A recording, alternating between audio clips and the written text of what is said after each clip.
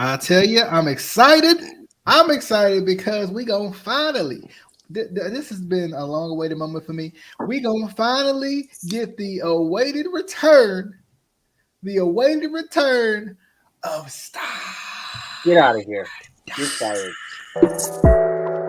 Welcome in to the Instant Classic Wrestling Podcast, the only podcast that is always, I mean always, he means always, they mean always, you mean always, she means always, an instant classic. Danny Dunn! Hi, Jake That was a little remix there. We'll see you on the flippity dippity. Oh yeah. All right, what is going on, good people? DJ here, Casey there, Adam is over. I ain't used to being on this side. Adam over there, and Justin down there. Everything's. I hate the inverted angle. It gets me every time. But what is going on, good people? We're gonna talk about Cody Rhodes. Looks like he's leaving AEW. I think it was confirmed today. If I'm not mistaken, I think it was actually kind of confirmed today by Tony Khan. What does this mean for AEW? Are they on the downward spiral? Is this the end of AEW? Because I mean, you know how it is with Impact. If one person leaves, it's going out a bit. It's over. It's gone. Like we might as well take them, roll them up into a ball, shine them up real nice, and wrong one. Rockstar Spud leaves Impact. Is this the end of Impact? Every time, every single time. But for me, real quick, I was a little surprised by the news considering he's executive vice president or something. I'm like, can you not re-sign the executive? That's a thing you can do. You can just not re-sign the executive vice president. Okay. Kind of. I know because we have been seeing the kind of rumors that it was possible, and then of course that was around Rumble when it was possible that anybody and everybody and their mama could be in the Rumble, and then it's confirmed. We got Cody Rhodes, Elimination Chamber. Maybe we got nobody of worth. It felt like in the Rumble, but now this kind of news is official, where Cody Rhodes will not be returning to AEW. Which I think is kind of an issue, a little problematic for me, because I think that comes back to the whole Tony Khan, does he really know what he's doing type of a thing for me, as opposed to, because I think the cool part about AEW that we all remember and know and love was the fact that AEW was kind of wrestler led, right? That was the cool part. That was the cool drawing factor too. It was wrestling led. There was wrestlers behind it. There was wrestling minds. There was people who were in the business, who knew the business, right? And then now it feels like it's turning into Tony Khan, who's a big fan, which is great. Tony Khan knows all. That could be an issue for me. I don't know how everybody else feels, but for me, this being Cody Rhodes being a guy who started the company, right? Who put a lot of his passion and his soul into the company, and think what you want to about Cody. At the end of the day, Cody's still a big star. It doesn't really freaking matter what you think of him. At face or heel doesn't really matter. He was a huge driving force behind AEW and its growth. AEW doesn't grow as much as it does without Cody Rhodes, or Cody as he was before he got the name back, right? Cody was one of the biggest free agents coming out of WWE, and one of the biggest, of course, unutilized talents that they had as well. And I think, of course, he kind of got everything that he wanted with AEW. It's a little surprising to me, I think. But I also think it's a little problematic. What do you guys think? Let's start with really anybody who wants to chime in, but anybody just it's burning on the inside. I got something to say about this. This is just burning me up, I tell you. Well, this is burning me up, I tell you. No. In all honesty, hi, I got an ideal. What if no, in all honesty, it doesn't shock me that this happened. The timing of it shocks me a little bit, just because, with all the teases that Cody's done the last few years, or the slight jabs that they've taken at WWE, particularly Hunter. I mean, the first Double or Nothing, he did the throne smashing thing, and again, him being one of the higher ups, et cetera, et cetera. I never thought it was out of the question that he would go back there, but at the same time, they're approaching their third year, full third year into the company, and now he wants to go. Like I'm just a little shocked by that, because I would have thought maybe a good 5 or 6 year run, and then kind of had the unfinished business type thing. But at the same time, he has said over the years that he wants to go in the political realm eventually and be a representative of the state of Georgia. I'm sorry. But if he wants to do that, he needs to get rid of the tattoo, which I would say, amongst everything else, aside from not just accepting that you are the biggest heel in the business right now, and getting that stupid ass tattoo, I would say that those are the low marks of Cody. Now, that all being said, he's not the flashy talent that everybody loves of modern day wrestling. He doesn't, he tries. Oh Lord, does he try with the Cody cutter where he's trying to copy freaking Will Ospreay. Looks like garbage. And he had cut one of the better promos I had ever heard in the last, insert year, 5-10 years, when he had that program with Jericho. But then when he made the stipulation about, if I don't beat Jericho, or I think it was Jericho, that he would never go for the AEW title ever again, which also leads to one of my other points in here in a little bit, but I won't spoil it now. But I think he still has mileage left in this company. Like to me, I don't understand why you dip so soon, particularly now, because again, he is fighting, whether it's by design or not, fighting that he goes like, I will never turn heel, and people boo him out of the building, even with the spot with Andrade, and he set himself on fire, whatever though. Yeah, people cheered whatever though, but they cheered the spot, not so much of, oh, our hero is thwarting the villain by putting him through a flaming table, which, by the way, he put himself through the flaming table, and Andrade maybe burn a couple of hairs off, but that's neither here nor there. But I'm serious. Him and Brandy could be, I hate to put it in these terms, they could be their version of Stephanie and Hunter. And for some reason, they're not going to do that. But apparently they want to be more of Miz and Maurice with that crappy show, Rhodes to the Top. See, I don't understand. I don't understand all the hate that Cody Rhodes gets. Like, I understand how they're the character that he's trying to do, with him. Like, I just don't really understand what they're trying to do with him right now. Yeah, in terms of the hate is that for the guy that is basically saying that he was trying to get away from quote sports entertainment, and he's doing exactly that. It has been doing exactly that.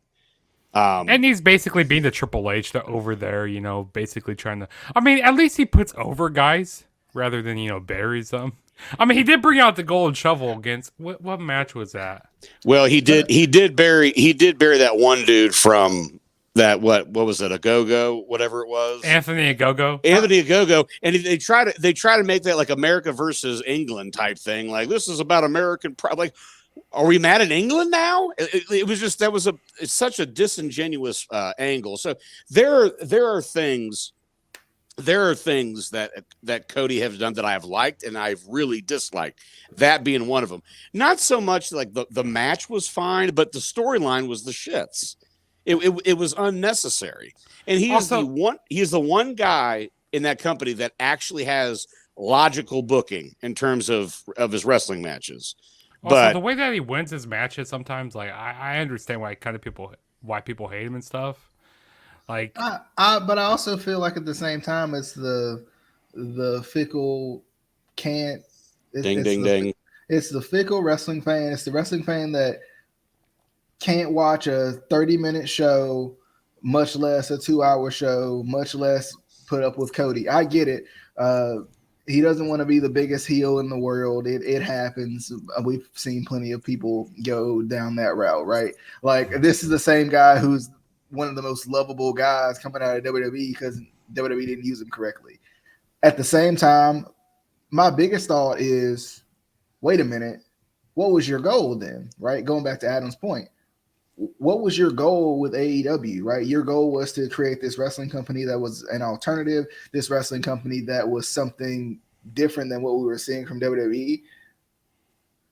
After you created that, that was your baby. You honed in on that craft of what the fans were looking for, right? Was it perfect? Is it perfect? No.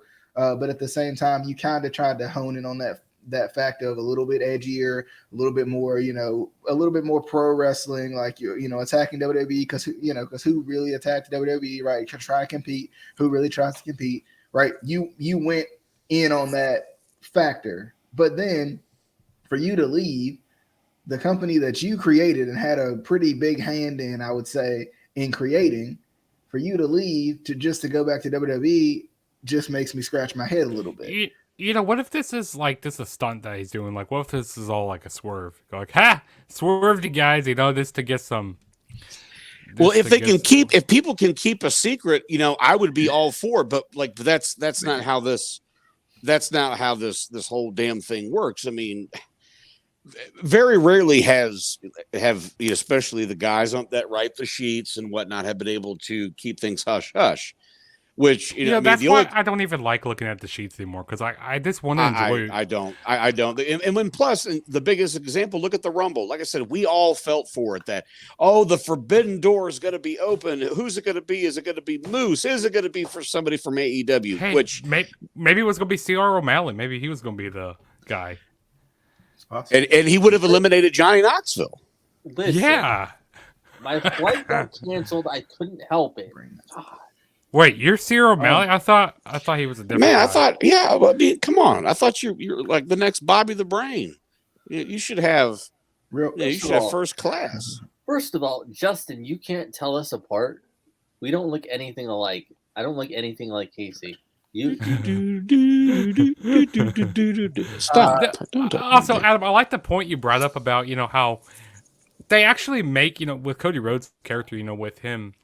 When they said he couldn't go for the title, they actually hold up to that, like with him not going for the title, which, if he was at WWE, a month later, he'd be going for a title again, which I actually like how they actually make that. The continuity, there we go. That's the word I'm looking for. They actually have continuity there in AEW. I keep forgetting that we also have an audio podcast. So I'm going to, my computer's going dead very soon here. But what get your charger? Get your super I'm going to charger. grab my charger. But what do you guys think of the statement that Cody made? I'll paraphrase it here in a second. I just got to grab my charger before. I was going to say because that's really too much words. I can barely read it. I mean, I said I was going to paraphrase it for you. I just need to get my charger. I want you to read the whole thing in detail. I can't stand you. First, I want to thank you, Tony Khan. Here we go. Did you forget the whole? I have loved my time at AEW. You know what? The whole thing. Okay, I have, and I quote. First of all, I told DJ to do it. Is this from the real Cody Rhodes? DJ has a better reading voice than you do. Sir. Adam has the best reading voice. Okay. I like this. So am I reading the whole thing or am I paraphrasing it? Read the whole thing. What? You got to do the Michael Cole. You got to do the, and I quote, from the anonymous Raw general manager. So Cody Rhodes said, I have loved my time at AEW. Amazing locker room, amazing fans, amazing people. The revolution was needed. See, I can't read. That's why I didn't want to read it. Okay, then don't read it. Just paraphrase it. The revolution was indeed televised, and I have been incredibly lucky to be a part of it. I'm not reading this whole friggin' thing. Nobody wants to read this whole friggin' thing. Let's be honest. Read the whole thing. But he expressed his thanks to Tony Khan. He expressed his thanks to, you know, some of the mainstays of Kenny, Chris Jericho, the Bucks, of course. You know, talking about like QT Marshall and his work, Tony Schiavone, basically named everybody on the roster. It felt like. How do you know? You didn't read it. I'm paraphrasing. I don't know if I can trust you on that. He does Oh, say I don't know left if I it can all trust on you the there, mat. buddy. He says everything pales in comparison to the final contribution I was empowered to lead at the company, the community, the outreach team. In the most inward moments, your outward behavior and your ability to take fame and influence and do something of value for the communities you visit, whether the cameras are on and off, is the highest honor. I am confident Amanda Huber will lead the department with style. So I guess that'll be who will be taking kind of his With place. style. I'm so proud of my creations, contributions, and the items I supported or collaborated on with such wonderful professionals. I'm glad I didn't read all of that. He thanks the fans. You did the work. Let's live forever. I'm glad I didn't read all that because that was a lot of mumbo jumbo that no one would have cared about. So I mean, but for me, I mean, I feel like the message he said here was heartfelt, although I claimed of it being mumbo jumbo. Let's get Adam back in here. But I think at the same time, it's a little confusing to me, right? Because if this is your baby, at the end of the day, you're going to do whatever it takes to keep it. You know, maybe he just goes away from wrestling for a while. You know, maybe he just because like fans. And then the fans will want him back so much more. Like they go like, oh, you know, they're missing Cody Rhodes, and then he shows up and go like, hey, everybody loves him again. I can see that because of what Adam said earlier with his political, you know, affiliations, aspirations. Yeah, I could see that happening. Maybe he wants to step away for a little bit. I kind of agree. Why the heck did he get that freaking tattoo on his neck? If he has political aspirations, but you know, anyway. Because he's the American dream. Come on. I thought he was an American Nightmare. Oh, that's what I'm okay. Yeah, he's American Nightmare. But they call him the American dream because like back when he got the name Cody Rhodes back, they were calling that there, and like no, he's American Nightmare. Come on, Excalibur, or what do you call him? Excrement. Yeah, excrement. Come on, excrement. The excrement. The greatest excrement. Excrement. There we go. The mark and the mask. And basically, excrement. I like. Basically, Tony Khan just thanked Cody and Brandy because, of course, Brandy will go with him. Tony just kind of thanked them, but like I said, back to the original point. My issue is this gonna make AEW more sports entertaining, right? Because Tony Khan's a fan, but at the same time, we all have to remember, right? Some of the era that we come from when it comes to WWE and being at its peak, right? And I think that's what everybody's inspiring to be. Whoa. You already got this rabid fan base of AEW followers who will literally follow anything that they see. So I mean, I wouldn't be surprised if Tony Khan tries to go more, not only edgy, but maybe a little too edgy, maybe a little like not risque. I don't want to say, but he might even go in a form of like almost attitude era to where we don't need that. We don't need quite that much. I mean, if we see a hand being born on AEW, was that attitude era? That was attitude era. Yeah. Was it? Wow. If we see some of that raunchy stuff back in the attitude era, like I'm tuning out. Like, no, I'm done with this. You know, like we've seen this before. You know, we don't need to see it again. But that's my fear, though. My fear is 2 weeks. Shut up. My fear is that Tony Khan's gonna, as we say, take the fan in him and do a little too much with it, right? Like I don't want him to step away from. Like I'm not saying the foundation. And there's a lot of it now. But I don't want to. Yeah, exactly. I don't want them to step too far away from what the foundation was supposed to be. One of the main problems is, and Adam and I were talking about this a little bit earlier, and I think the other day as well. You almost have to go down the sports entertainment route to be on a national wrestling show that if you want, because at the end of the day, what's the goal? The goal is to get more people watching the show, right? Right now, they have their base. If you just continue with the pro wrestling and you don't go down the sports entertainment route, you're not gonna grab those casual fans that you ideally should be trying to get, because what attracts the casual fans? The over the top characters, the crazy storylines, all the stuff that the quote, quote hardcore wrestling fans complain about. That's what gets the casual fans in the door and gets them hooked, and that's how you get more fans. Right now, you're just gonna, if you try to stay down the just indie pro wrestling kind of route, you're gonna get stagnant. You're not going to grow your fan base. You're just going to keep the uh, fan base that you have now. Which, I mean, if you're trying to be like a Ring of Honor, if you're trying to be like something like that, okay, that's fine. Because they know what they are, they know what their fan base is, and they're happy, with that, right? But if you're on a national network, obviously you're trying to get as many, viewers as possible. You're trying to compete with WWE. You're trying to take over WWE. You gotta take pages out of their playbook. You may not want to, but you have to. Yeah, because what I was going to say is that, per what me and Casey were talking about too, and I'll even put it I'll even put it simpler.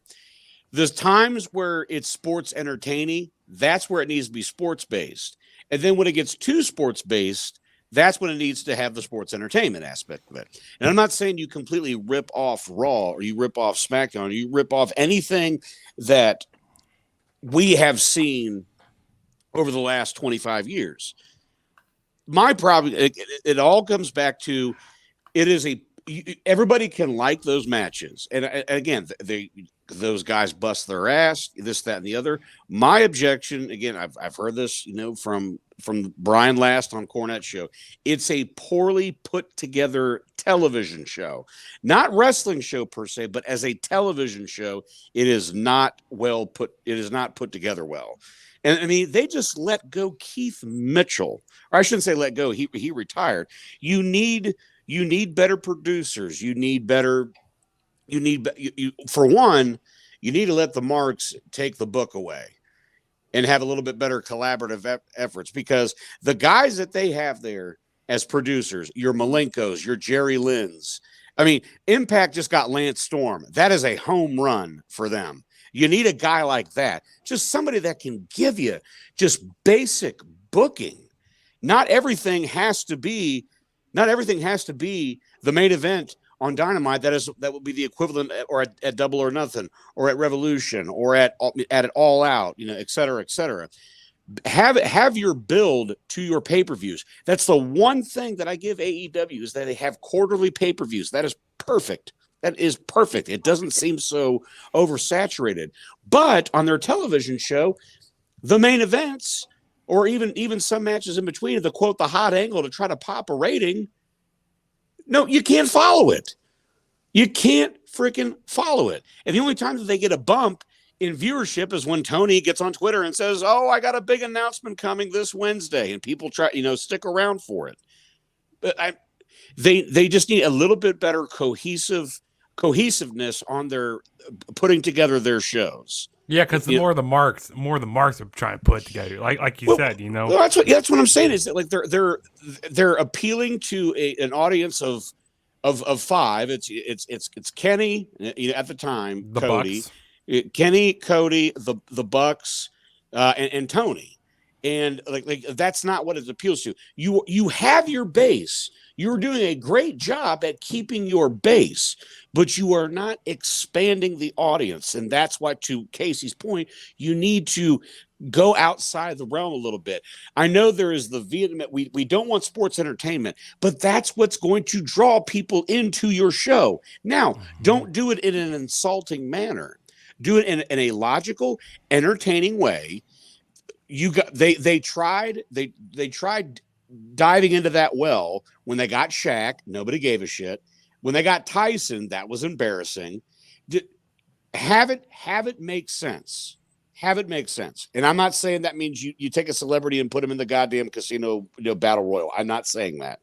If you're going to have him rub elbows with somebody, let it be to whoever you think is the hot hand right now, like an MJF. Not right now because of the stuff going on with Punk, but just overall, like this, to me, they just need to construct their booking on their television shows way better. They're dropping the ball on Rampage. They have given up on that. After, to me, it was the better constructed show. The only really time I watched Rampage was when we had the Punk debut. Well, and that was fantastic, and it was still easily digestible. But now I just don't care because now it's just matches. Yeah, see that I kind of want to bring up a point, and this kind of goes back to Casey's point. Like it seems like these wrestlers, like in like AEW or like on Indies, they all seem the same. They don't really have characters to them. Like, yeah, they can have great matches, but what's your character? And like if you have like thousands of these wrestlers, doing the same stuff, doing super kicks, doing these high flying, I can't even talk right now. High flying, what? What? High flying crazy stuff. It's like it's not gonna bring in new fans. And like what Casey said, you need to have that over the top characters. So I definitely agree with that because, I mean the hardcore fans are gonna love it, but like it's not gonna bring in new fans. Yeah, as I say, like the base is going to like that because that's their nit. They're like, we finally like a band that we've been following forever is finally catching their big break, but now it's becoming partially stale and a little bit more and a little bit redundant again. But I still maintain that like their good stuff is really freaking good, better than anything on WWE or NXT. But then in the middle, whatever though, it's a bunch of gaga that nobody cares about. Oh, speaking of NXT, did you see that they're sidebar? They're bringing a new show called NXT Level Up. So 205 Live is dead. 205 Live is done. Well, I mean that's a mercy kill. That should have left a long time ago. And so I used to watch it every week, 205, but it just when you just have straight matches, they're fine put together, but why should I care? Yeah, so every Friday after SmackDown, they're going to be having NXT Level Up, and it's going to be like a 1 hour show. And apparently they signed a big Ring of Honor star, so I guess we'll see about that. Also, another little tidbit of news. Apparently, Josh Alexander's visa ran out, so he's not going to be able to fulfill his obligations to the various companies that he wrestles for, which is unfortunate because that's one of the guys I really like in the business today. I like most legit guys. I feel like right now, like just so believable, so good. He kind of had his little short impact world title reign, especially since we kind of mentioned in other things going on. It's just something I noticed that I just happened to scramble upon today. But definitely sucks to see. But what were you saying, Justin? I like it was I think it was last week on AEW. I can't remember who said it, but they were going up to Ethan. They were like, there was this promo with Ethan Page, and they're saying the only reason why we hired you was to get to Josh Alexander. I thought that. I don't know who he was that against though. Man, What has he done since he's been in AEW? Speaking of, I mean, just be with American Top Team. Be with what's his name? Scorpio, and who's that? Dan Lambert. I kind of enjoyed watching Dan Lambert. Every week. He was better when he was with Lashley because it made sense. Yeah, it made sense, and also too, whatever with Lambert, I think they're trying to make him too much like Cornette, and the problem is, it's like you're trying to get him to be a heel, but the problem is everything he says, he's speaking the truth. It's like, wait a minute, so am I supposed to like you or hate you, buddy? And when he delivers the lines, he goes very, very fast, and he's trying to get all this stuff out before the segment is up and up and up and up. It's like, whoa, Settle down. Like slow it down a little bit. Let the shit breathe so we can digest it. Let the crowd Let the fans sit on react it a little bit. Yeah. Exactly. So I like him. He's kind of waned on me a little bit.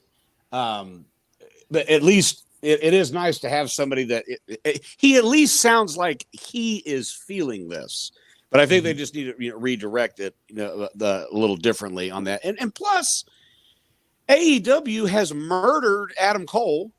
They've skinned him, gut him, cut his legs off. Not to mention he is drastically shrinking. That because like someone did a side by side. They showed him at NXT before, and again, he wasn't shredded or like the size of Brock Lesnar, but he looked like an athlete. He looked like he was in shape. Casey brought this up. They don't care. They're in a looser environment. They don't care. They're like, oh, I don't have to necessarily have the image per se. But I'm sorry, that's bullshit. Yeah. You still have to maintain like you belong on that show. Mm-hmm. Yeah, and I think I agree with that because I wasn't always like a firm believer of everybody's got to be big and bulky and jacked up, but like at least look like you care.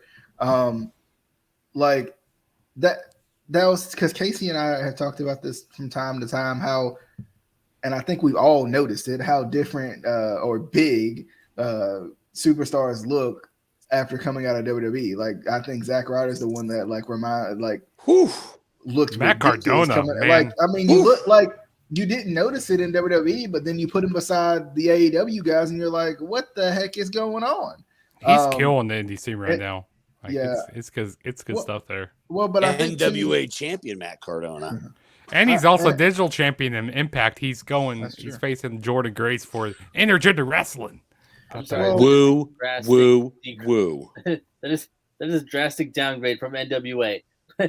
He's the NWA champion, but also he fights women. yeah. He I guess he turned heel over there. Like, and also wasn't he GCW champ? Yeah, he was GCW champ. Yeah, and everybody hated that. Garbage. But no, that was good booking in terms of, again, they pull the one night stand 2006 of Cena wins, we riot. That was good booking, but again, in and of itself, the stuff they've done since then, whatever, has been an embarrassment. And again, I'm sorry, like I don't mind some hardcore wrestling, but when that's just what you do, it's not very digestible. Yeah. Also, back to your point about Adam Cole, I don't really think they really killed his character off. Like, I mean, not really. I mean, he's won some matches. He's won some matches. They haven't killed him, but he hasn't done shit.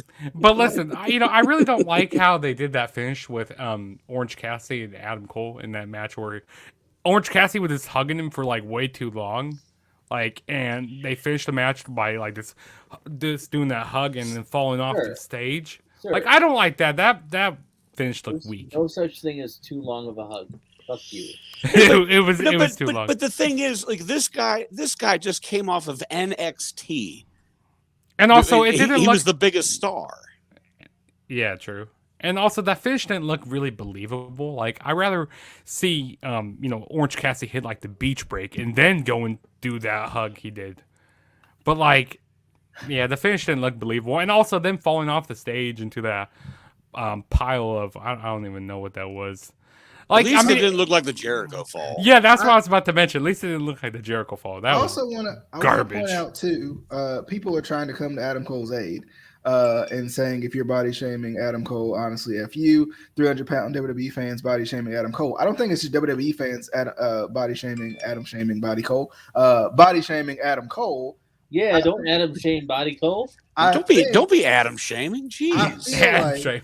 I feel like the issue is you can't leave WWE, be at your tip top shape, and then not at least stay in shape, right? Like that. I think that's the issue. Like it has nothing to do with the fact that he's obviously supposed to be happier in AEW, so he should still be trying to perform at the highest level that he can, and a part of that performance is what you look like.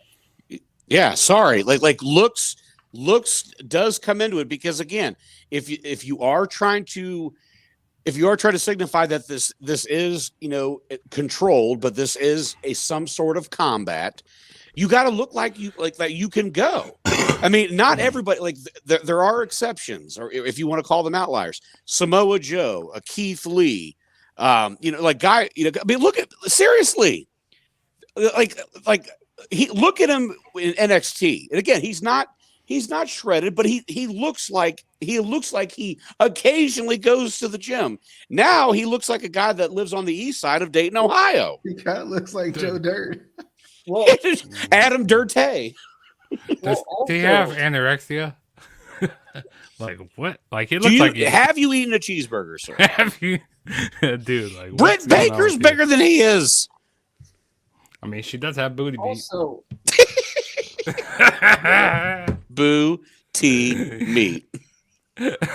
LA night, yeah. Booty meat, yeah. whenever you're done. I'm done. You go ahead. You talk. I was trying to say, like, at the end of the day, though, with professional wrestling, especially professional wrestlers, the idea is like you are supposed to be the superstar. Even not in WWE, you're still the superstar. You're the wrestler. You're the in-ring talent. You don't necessarily have to look quote unquote bigger than the guy in the front row, but you should look in better shape than the guy in the front row. Yes. Otherwise, why the fuck are you in the ring and not him?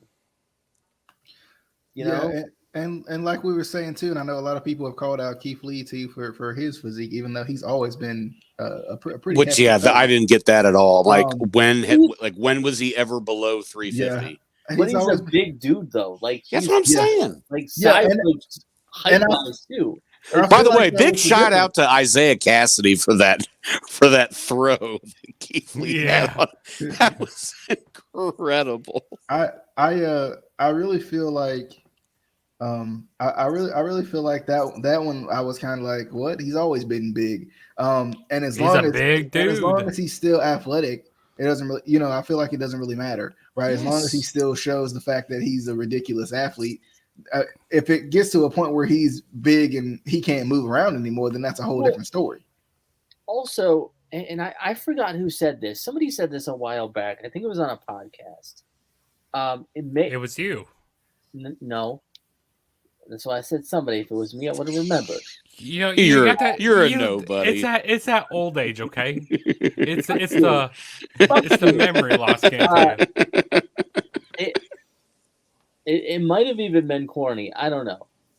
But he was talking about how, like, if you watch wrestling from the 80s, the 70s, earlier, these guys aren't necessarily shredded or jacked or anything, but they're bigger dudes, right? And if you think about it and you look back, they didn't get nearly as many injuries and stuff like that. And part of it is like the more hectic schedule that like WWE has and right. stuff like that.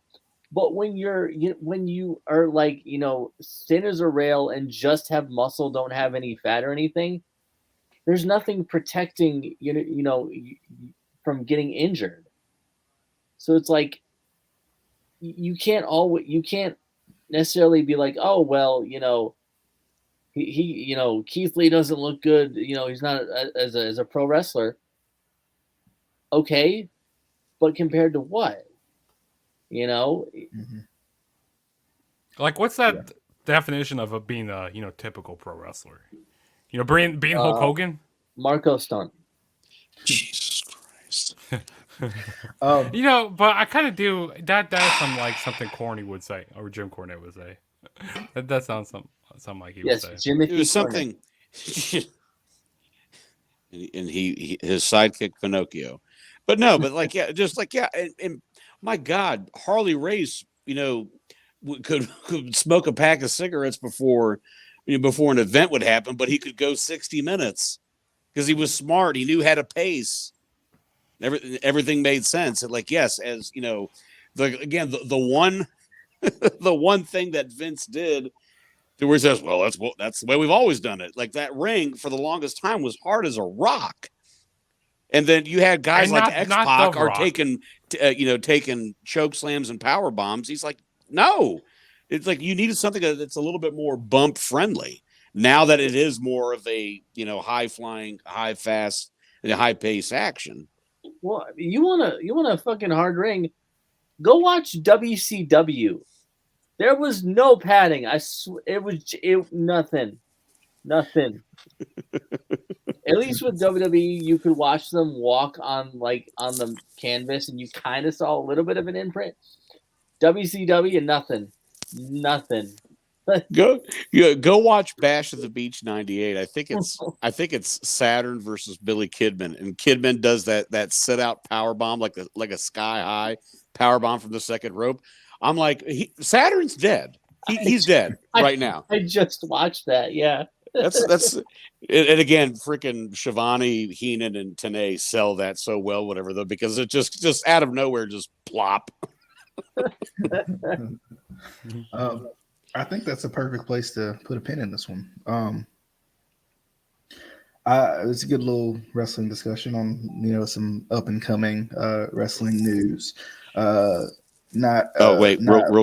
quick. Yeah, go ahead. I was gonna say like this is my theory. He goes away for a little bit, and to Justin's point, whatever though, it's like how can I miss you if you don't go away type thing. I don't think AEW will suffer at all with him leaving. No, but it just in terms of the front office stuff, that's where it becomes a little bit in question. But booking wise, he goes away for a little bit. He comes back and challenges for the AEW title. Because if he's actually leaving, then that stipulation is debunked. Also, get rid of that tattoo while you're at it, Cody. Yeah, I agree. Get rid of that tattoo. For the sake of your child. For the sake of your child, for God's sakes. I think he should get another one on the other side.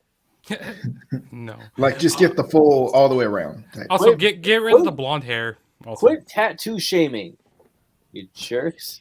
Wait a minute. Wait, speaking of the blonde hair. Wrong with tattoos. It's just stupid tattoos. No, that's what I'm saying. If you're going to get a tattoo, like I like the one on his chest that says dream. Perfect. I get it. Makes all the sense in the world. The one on your neck is the shits. It's terrible. TRBL. Terrible. You go out in public and like, what's that on your neck? In public. Like, you got to say it like his dad. In public. You go out and I can't even say it like you. I can't even say it. Oh, Gene, I've not been to therapy since my first date with Salagood. Like you go out for God's sakes. In the weird world, and you go like, what the hell is that on your neck? Like you get looks and stuff. And at least Hakushi had the wherewithal just for that stuff to be drawn on. He didn't get that shit permanently. Just on the contrary, I don't think Cody Rhodes, as popular as he probably is at this point, gets any looks about his tattoo in public. I'm just going to be maybe other people right. If Justin had a tattoo like that, yeah, we'd look at him a little. I would never get that tattoo like that. No, sir, he was on national television. That's all that people are going to be looking for.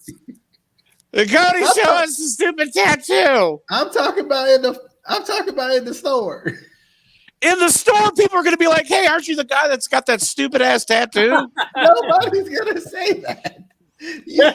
Sir, you're the only person that walks. You take your tattoo, like, hey, DJ. You know Steve Levy, right, from ESPN. Yeah. Have you ever heard the bulging disc segment he did in it was like 1996 on ESPN on live television. On live television, he said such and such was playing with a bulge. Drop the S, and you can guess what he was trying to say. And he says, once a month, somebody comes up to me and says, "Hey, you're the bulging disc guy." Which that said gentleman's son who played for Michigan, they had a blowout, and Steve Levy inputted that clip, and the kid tweeted him later on and said, "Thank you, Steve. I never knew that about my father."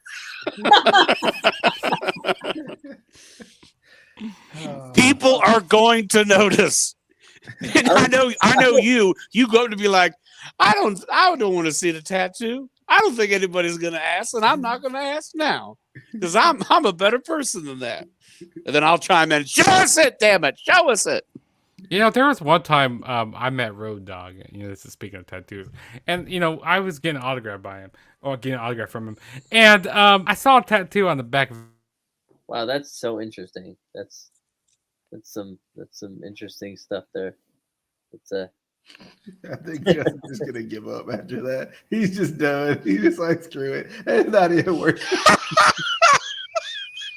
no. Tell us about the tattoo. Was it a nice tattoo? Oh, you didn't know? Why didn't you call us? The word. All right. That'll do it. Fuck you. That'll Fuck do it. you. That'll do it. We're just gonna go ahead and No, Cody, get rid of the tattoo. Now I really want to know what he was gonna say about Road Dogg's tattoo. we gonna let them fight over that one after the show. Hope you guys enjoyed as always. Apple Podcast, Spotify, Anchor, listen to us. On YouTube, you can watch us. Facebook is going to be the home of our clips now instead of our live feed, so should be fun. And TikTok will be some clips and some. We'll probably just do like random wrestling thoughts on TikTok or something. But so, what are you gonna say about the? Go ahead. The road. until next time, because waiting on Justin to say it after all that, he probably just done. What you have to do? Warm it up. Bye, y'all. See y'all later. Oh my god. Oh my god. Oh my god. I was gonna say oh my cross. I had too many thoughts. Real quick. See y'all later. For DJ, Casey, Justin, Adam. Until next time.